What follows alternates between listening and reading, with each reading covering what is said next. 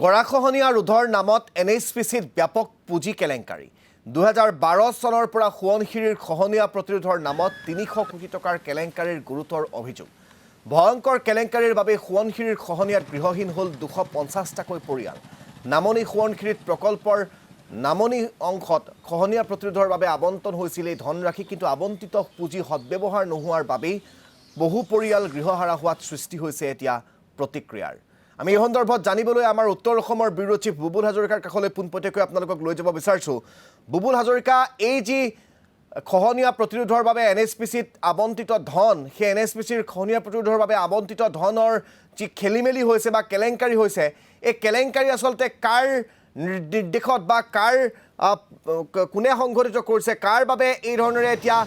250টাকৈ পৰিয়াল গৃহহাৰা হ'ব লগা হ'ল তেওঁলোকে ঘৰবাৰী হেৰুৱাব লগা হ'ল এই কথা বতৰাবোৰ কিন্তু আলোচনা কৰাৰ প্ৰয়োজন আছে গতিকে এই সন্দৰ্ভতে মই আপোনাৰ পৰা জানিব বিচাৰিম নিশ্চয়কৈ ৰাজদীপ এইটো এটা অতি উদ্বেগজনক খবৰ কাৰণ নামনি সোৱণশিৰি জলবিদ্যুৎ প্ৰকল্প যি এটা অতি বিতৰ্কিত জলবিদ্যুৎ প্ৰকল্প সেই প্ৰকল্পটোৰ নিৰ্মাণ ইতিমধ্যে সম্পূৰ্ণ হৈছে 2 দিনৰ পাছতে তাৰ পৰা বিজুলী উৎপাদন হ'ব উত্তৰ অসমৰ ৰাইজৰ ভাষাত ৰাইজৰ মূৰৰ ওপৰত থকা এটা জলবোমা সদৃশ প্ৰকল্প ইয়াৰ পৰা কোনদিনা কেতিয়া ক্ষয়ক্ষতি হ'ব তাৰ কোনো ঠিকনা নাই কিন্তু এই প্ৰকল্পটোৰ পৰা যাতে নদীখনৰ নামনিত বসবাস কৰা ৰাইজৰ কোনো ধৰণৰ ক্ষয়ক্ষতি নহয় ইয়াত গৰাখহনীয়াৰ কবলত তেওঁলোক পৰিব নালাগে তেওঁলোকৰ ভূমিহীন হ'বলগীয়া নহয় তাৰ বাবে 2012 চনতে অসমৰ বিশেষজ্ঞ গোটে কৈছিল যে নদীখনৰ নামনিত হ'ব পৰা ক্ষয়ক্ষতি আৰু গৰাখহনীয়া ৰোধৰ বাবে NHPCয়ে কাম কৰিব লাগে সামাজিক দায়বদ্ধতা শিতানত আৰু সেই সূত্ৰে ঠাট্টে আৰু ৰেড্ডি দুগৰাকী চেণ্ট্ৰেল কেন্দ্ৰীয় চৰকাৰে গঠন কৰি দিয়া বিশেষজ্ঞ আছিল তেওঁলোকে 2012 চনৰ জুলাই মাহত প্ৰতিবেদন দাখিল কৰি কৈছিল যে নদীখনৰ 30 কিলোমিটাৰলৈকে নামনিত নদীখনৰ নামনিত খহনীয়া প্ৰতিৰোধ কৰিব লাগে যাতে ৰাইজৰ কোনো ধৰণৰ অসুবিধা নহয় অৰ্থাৎ নদী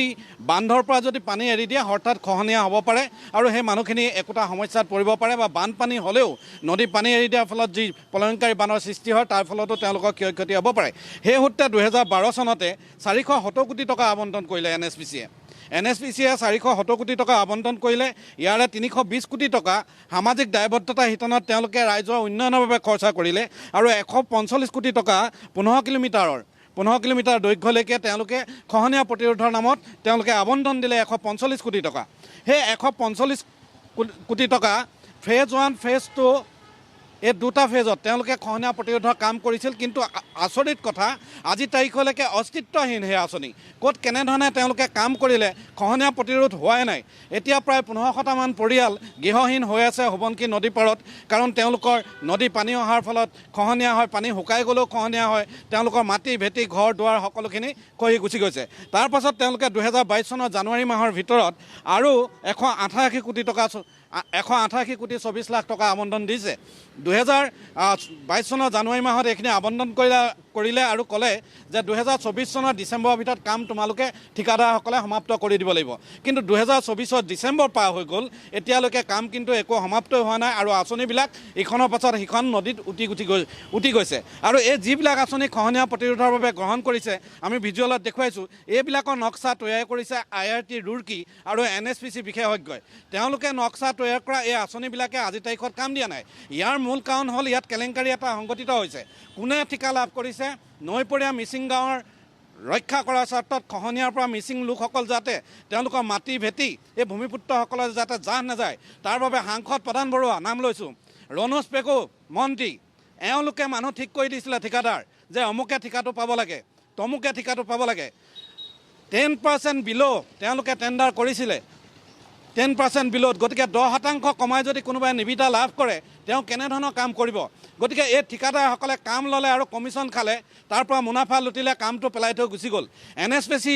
NHPC এতিয়া ঠিকাদাৰৰ ওপৰত কোনো ধৰণৰ নিয়ন্ত্ৰণ নোহোৱা হৈছে এনেধৰণৰ প্ৰায় 1.5 শতাধিকমান ঠিকাদাৰ NHPCৰ লগত আছিল যিবিলাক ৰাজনৈতিক নেতাই কাম কৰিব বুলি তেওঁলোকক প্ৰেছক্ৰাইব কৰি দিছিল অৰ্থাৎ অনুমোদন দিছিল যে এখেতসকলক কামটো দিয়ক সেইসকলে এতিয়া ঠিকা কৰি তেওঁলোক ধনী হ'ল তেওঁলোকৰ পকেটত NHPC 333 কোটি টকাৰ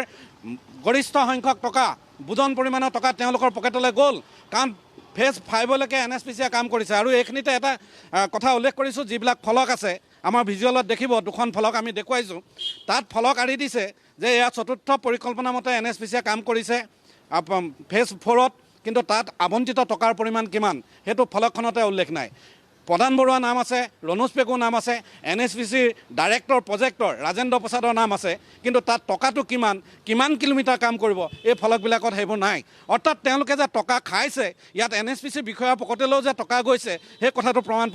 হৈছে। আৰু ইয়াৰ পাছত দেখিবলৈ পোৱা গৈছে যে গাঁৱৰ ৰাইজে হাহাকাৰ কৰিবলগীয়া হৈছে। জলসম্পদ মন্ত্ৰীৰ ফটো,